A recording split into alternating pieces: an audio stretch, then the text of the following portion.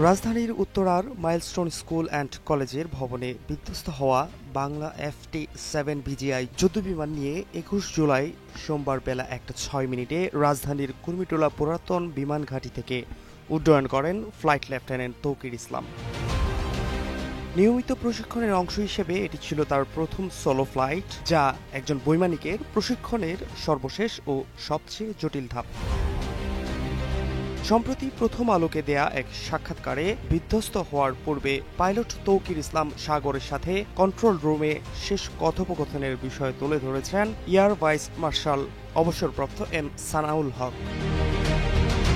তিনি বলেন, ওর মিশনটাই ছিল এরকম যে এটা কোনো ট্রেনিং এরিয়াতে যাবে এরকম না। যেহেতু এটা তার ফার্স্ট মিশন, তাই সে রানওয়ের উপরেই জাস্ট ১৫ থেকে ২০ মিনিট ফ্লাই করে। ওই দিন সকালেই তার অফিসার কমান্ডের নির্দেশে পরীক্ষা দিতে একটা চেক রাইডে গিয়েছে।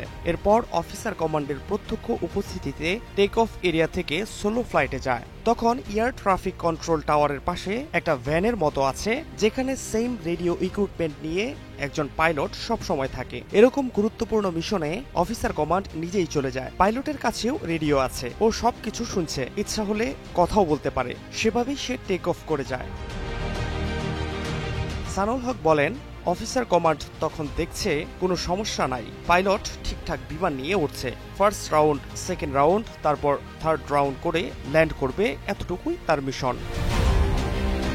সেকেন্ড বা থার্ড রাউন্ডের সময় সে যখন টঙ্গী থেকে রানওয়ের দিকে আসছে, তখন অফিসার কমান্ড বাইনোকুলার দিয়ে দেখলো পাইলট বোধহয় হাইট লুজ করছে। অফিসার কমান্ড প্লেনটাকে আস্তে আস্তে নিচে নেমে যেতে দেখে পাইলটকে কল দিল, বলল চেক ইওর হাইট। পাইলটের রজার সংকেত পেয়ে অফিসার কমান্ড ধারণা করলো ভুলক্রমে হয়তো প্লেনটা একটু নিচে নেমে আসছে, আবার উঠে যাবে। কিন্তু অফিসার কমান্ড দেখলো প্লেনটা উঠছে না, বরং যত কাছে আসছে আরো বেশি নামছে। যখন কমান্ডিং অফিসার দেখলো যে এটা ডেঞ্জারাস নিচে চলে গেছে, তখন পাইলটকে ফাইনাল কমান্ড করেছে ইজেক্ট।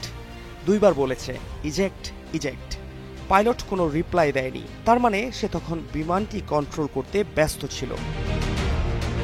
এদিকে বিমানটি বিধ্বস্তের পর পাইলট তৌকির বেঁচে ছিলেন বলে জানিয়েছেন মাইলস্টোন কলেজের medical assistant officer Mohammad Maqbul Hossain. সম্প্রতি দীপ্ত টিভিকে দেয়া এক সাক্ষাৎকারে তিনি বলেন, একটা প্রচণ্ড সাউন্ড হয়, শব্দের সঙ্গে সঙ্গে আমি রুম থেকে বের হয়ে আসি, এসে দেখি একটা অংশ পুড়ে ভেঙে গেছে। তারপরেই সবাই বলে আগুন আগুন।